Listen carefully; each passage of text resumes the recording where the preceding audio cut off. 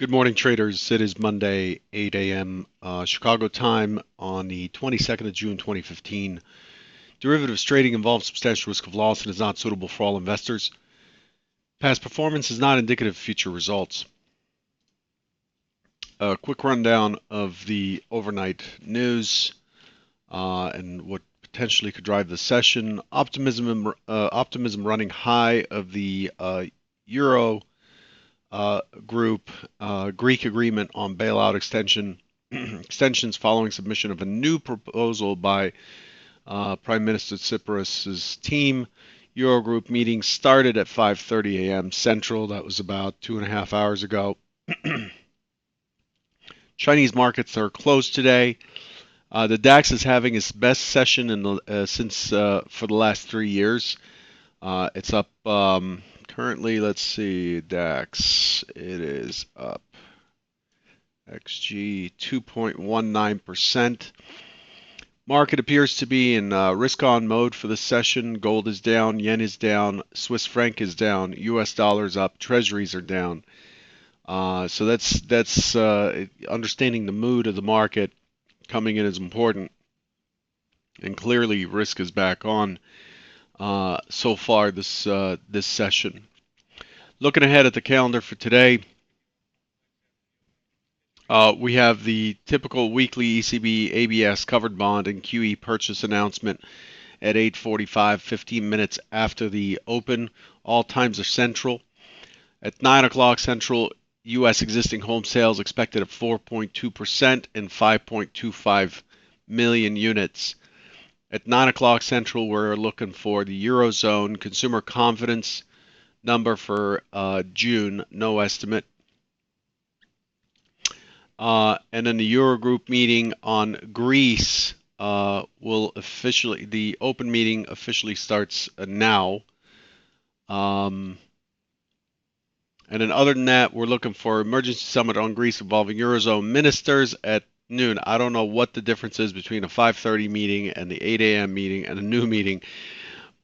Regardless, expect a lot of chatter on your news feed today.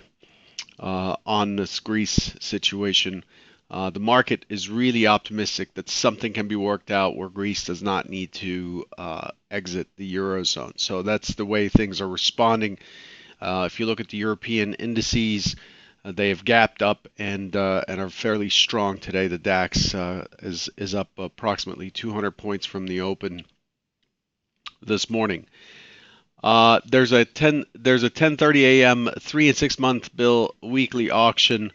No, I don't have the numbers for that, or as far as size and stuff. And then finally, WTI July 2015 futures expire today. You should be trading August crude oil, August 2015, which is the Q contract at this point. Since it's Monday, let's look at the rest of the week. Tomorrow, we're looking for Japanese, Chinese, French, German, Eurozone, U.S. manufacturing PMI, U.S. durable goods, new home sales, API crude oil inventories, and Fed's Powell, as well as a 2-year auction.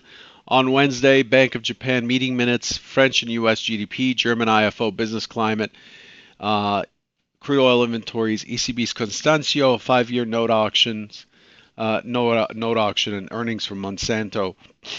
On Thursday, we're looking for U.S. personal income, initial jobless claims, natural gas, ECB's Costa, Lautenschlager, Prate, the Swiss National Bank's President Jordan, and the Bank of Canada's Governor Chambry. And we're also looking for a U.S. 7-year note auction. And then finally on Friday, we're looking for the Japanese jobless rate, CPI, U.S. University of Michigan sentiment, and Fed's George speaking on Friday. Looks to be a fairly busy week. Obviously, nothing incredibly significant as far as economic releases this week, but likely to be a pretty busy week, news and economic release-wise. Switch gears now to the technical picture. Friday was a very interesting day. Very dull trade on the open. Friday's hypo expected the market to try to push up, but expected a fair amount of overhead resistance.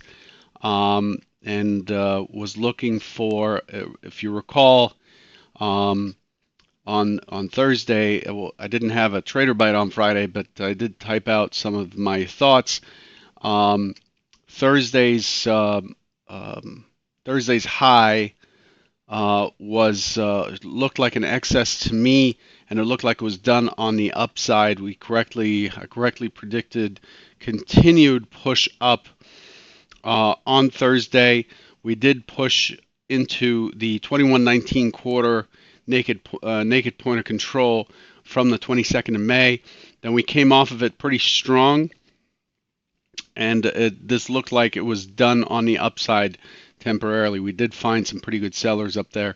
And then on Friday, the expectation was for it to struggle on the upside towards 2113 or so, and then the expectation is for it to chop and um, stay within Thursday's range. On Friday afternoon's AAQ webinar for Stage 5 traders, I did speak about the fact that now the downside is the path of least resistance, and 97 would be the target. That webinar occurred between 12 and 1 o'clock over here, and in fact, the market was right then and there during the webinar. I talked about this, was retesting the mid, and the expectation was for it to find resistance here, and if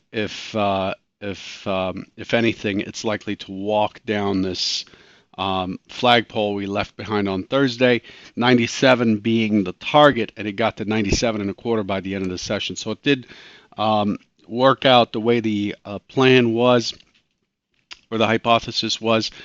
We did get stuck in the range, and if anything were to break, given the strong consolidation, so we could see here that this session here had some pretty good compression.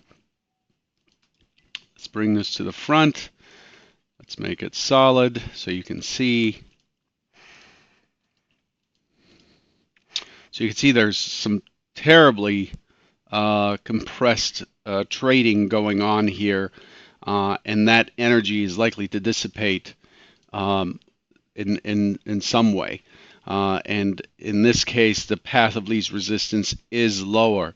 I did say during that webinar that if the market ends up breaking higher and pushing through, then given the fact that the assumption that the sellers would have the path of least resistance, this would be very, very strong news for us. And that's essentially what's happened over the Globex session, is that the market got to the other side of this week high. This is a terrible, terrible high here.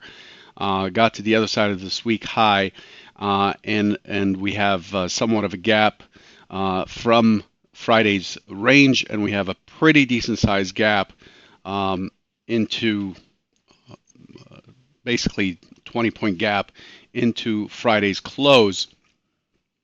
So the situation has flipped here. Let's zoom out for a bit before I go into today's primary hypothesis at what we've done since we've put in that high at in the adjusted for the September contract at 21.2450. We've pulled down to 63. We've pushed up to 2106.75. Remember, 2105 was our key target here. Pushed through by about 7 ticks, and then it rolled over and came all the way back down to the 63 low to one ticket. You can see the 63 low, 62.75. That's a one tick failed auction, and that's why it set us up starting last week on Tuesday. I started to speak about caution on the short side. This looks very, very strong back to 97, and if it cannot hold the 97, so here we have a push up, and then on Wednesday we ended up at the 97 point of control, and if we cannot hold the 97, then it's likely to test 2113. If it cannot hold 2113, it's likely to test that 2119, 2115 and 2119 next, and a push to 2119 and a quarter.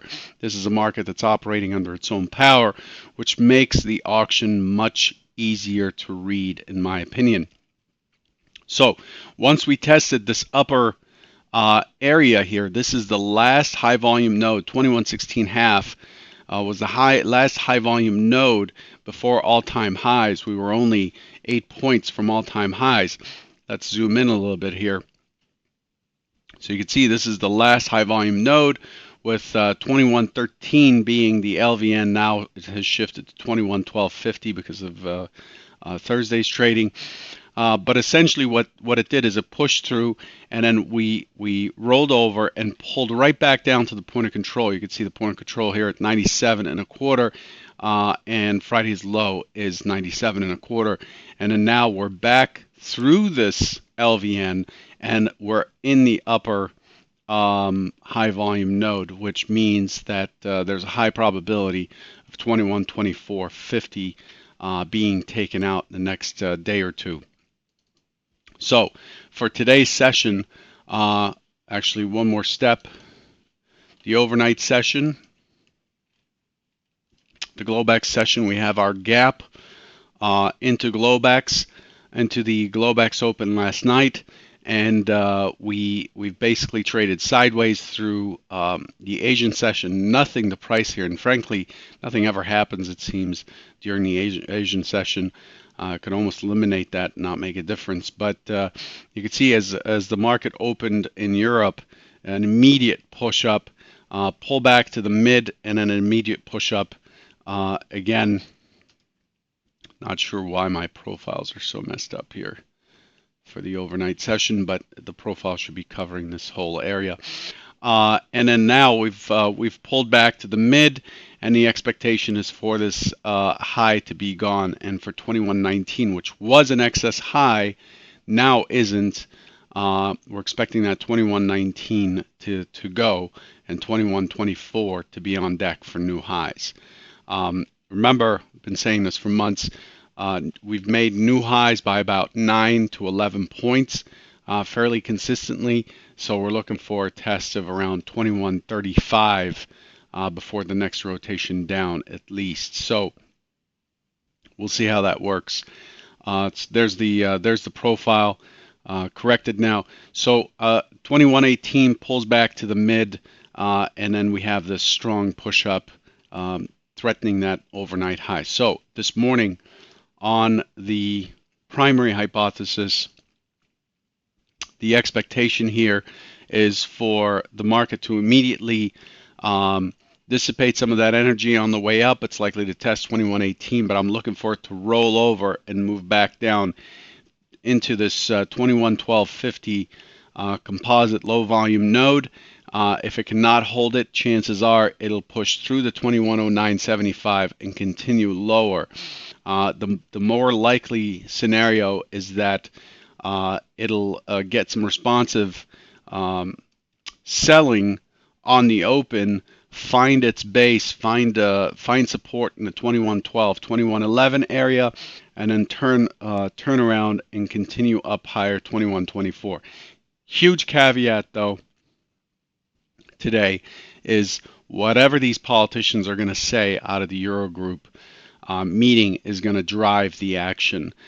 So today is a lot about just paying attention to what's coming out across the news wire, and what's being said about Greece. This whole pop-up is really Greece-driven.